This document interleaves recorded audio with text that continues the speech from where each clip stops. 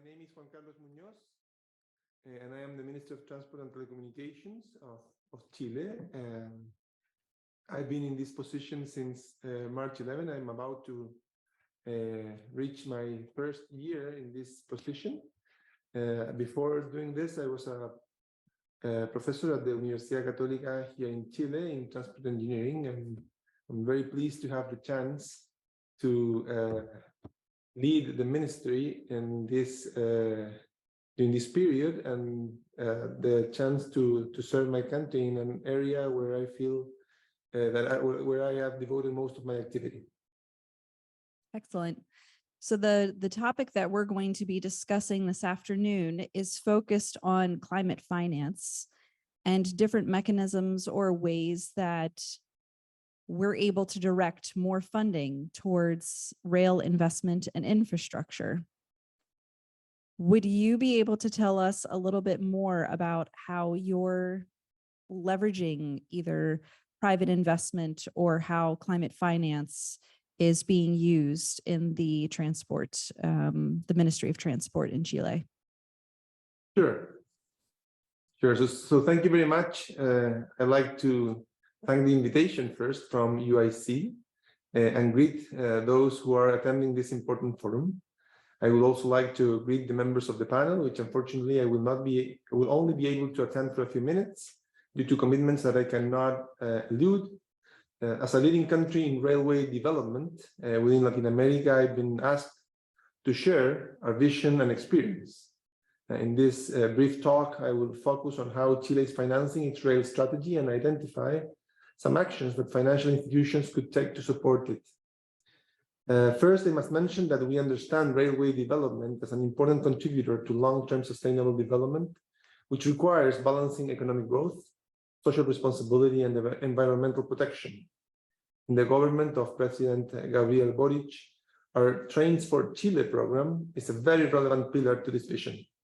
Interestingly, this vision is widely shared among different political actors in our country. As indicated in our government program, our goal is to strengthen the railway network and services, especially in the central and southern macro zones of Chile. Our vision is to consolidate already operating railway services and to promote new projects. Undoubtedly, the most symbolic and the one that has captured most of the media attraction is the train to be built between the two largest urban areas in Chile, Santiago and Valparaíso. Last year, we introduced our National Rail Development Plan, which aims to reduce greenhouse gas emissions from our transportation system, reducing congestion from our streets, improving safety standards, improving the quality of service experienced by public transport users by making their trips faster, more reliable, and comfortable. By 2027, our goal is to triple the number of passengers transported by rail and to double the amount of cargo moved in the network by the state railway company, EFE. Before introducing how the railway growth has been financed in Chile, I must highlight that the Chilean railway system is geographically divided into two networks. A network owned by the state located in the center-south zone of the country, where more than 80% of the population lives, and where almost all our passengers rail services are provided, while the remaining railway infrastructure has been concessioned by law to private companies. These services are located in the center-north regions of Chile, with a clear focus mostly serving the country's mining industry. In the state railways company network, multiple passenger services have been started within the last 2 decades. Most of them are commuting services to important urban centers, which their demand have doubled in the last decade. Additionally, 3 passenger railway projects should start their construction soon or are already under construction. 2 connecting Santiago, our capital city, with important suburban areas, Melipilla to the east and Batuco to the north, while the 3rd one will extend to Quillota and La Calera, our Valparaíso-Limache service. All these services are key to meet the goal of tripling the number of passenger trips in Chile by 2027. The expected investment is close to $2.7 billion. Other projects will significantly benefit freight transportation. We are already building a new railway bridge over the Biobío River within the city of Concepción that will be used by both passenger and freight train services. Additionally, we plan to significantly enhance the railway corridor connecting Santiago and San Antonio, the largest port in Chile, and to build a freight transfer center in Santiago that will be key to mobilizing cargo from the port, which is expected to significantly expand its current capacity by 2030.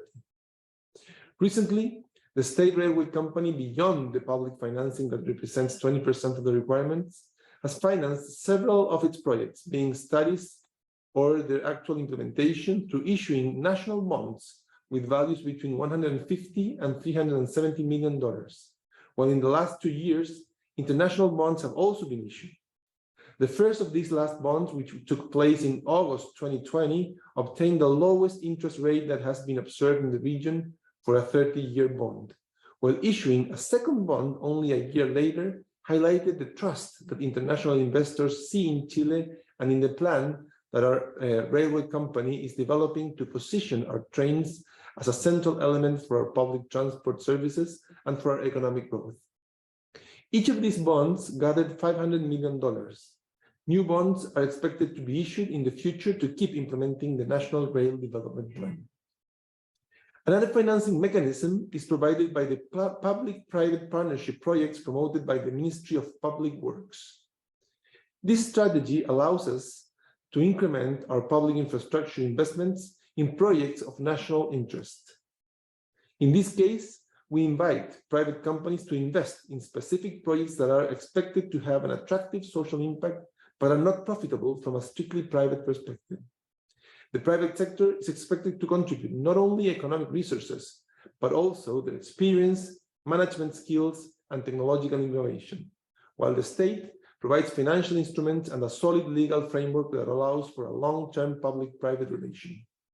In its 26 years of existence, this strategy has allowed more than 90 contracts to be implemented, involving an investment of $17,000 million in road, airport, and other public works. The financial schemes and mechanisms associated with this model have encouraged the active participation of the private sector. The financial system used for these projects have continuously improved by aiming at not only maximizing profitability, but also reducing the inherent risks and diversifying financial sources. On the other hand, the concession system of the Ministry of Public Works has been a pioneer in various aspects related to environmental management and planning setting precedents in terms of infrastructure development in Chile.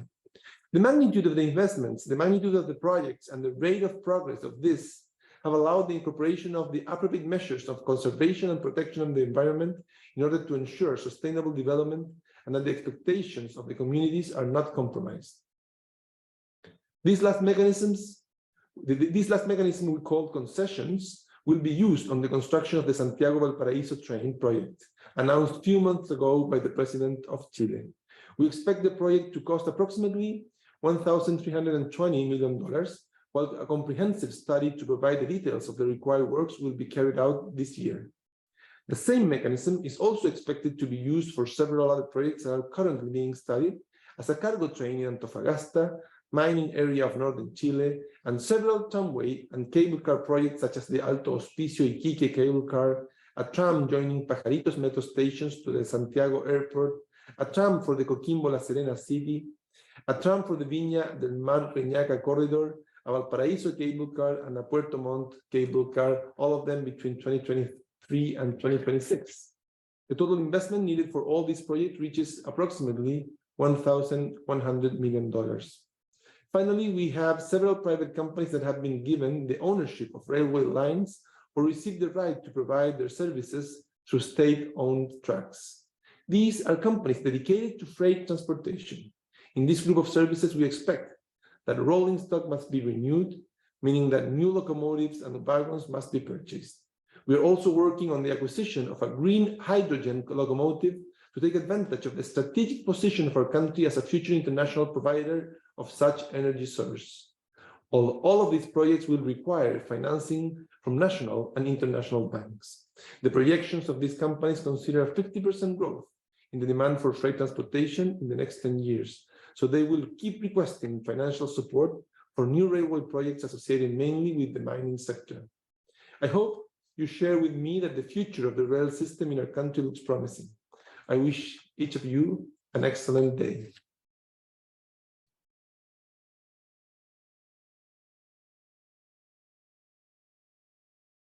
Thank you, Minister Munoz. We appreciate your remarks. It sounds like you have major projects underway. I know that you're short on time, and you gave us really great examples of how green bonds as well as other private investment is going to have to fund these major projects of yours. As the recipient of a green bond, do you have any tips or recommendations for those in the room who would also be a recipient of green bonds, something that you've learned from that process that might help them as they initiate going out for a green bond themselves? I think we should also those interested in participating. I think they will try to learn from the experience. This is a long term that we have traveled. It's a long trip, and we have evolved in the conditions of the contracts and how risks should be shared. We have different types of concessions, some of them with fixed periods of investment, while others have the period of the concession depends on how the income flows actually are received by the companies. I think that the Public Works Ministry has developed a lot of knowledge on how this should be implemented, and we foresee that several of these projects should be implemented or funded through this program. My recommendation would be to learn from the evolution of the concessions program in Chile and realize how they have become a very solid pillar of the evolution of our infrastructure, the evolution of the infrastructure in our country. Excellent, thank you. Do we want? Okay, so if you'd like to stay on as long as you can, you are welcome to. We're going to bring the rest of the panelists up and you can listen in. So thank you again for all of your time and the exciting work that you have ahead of you.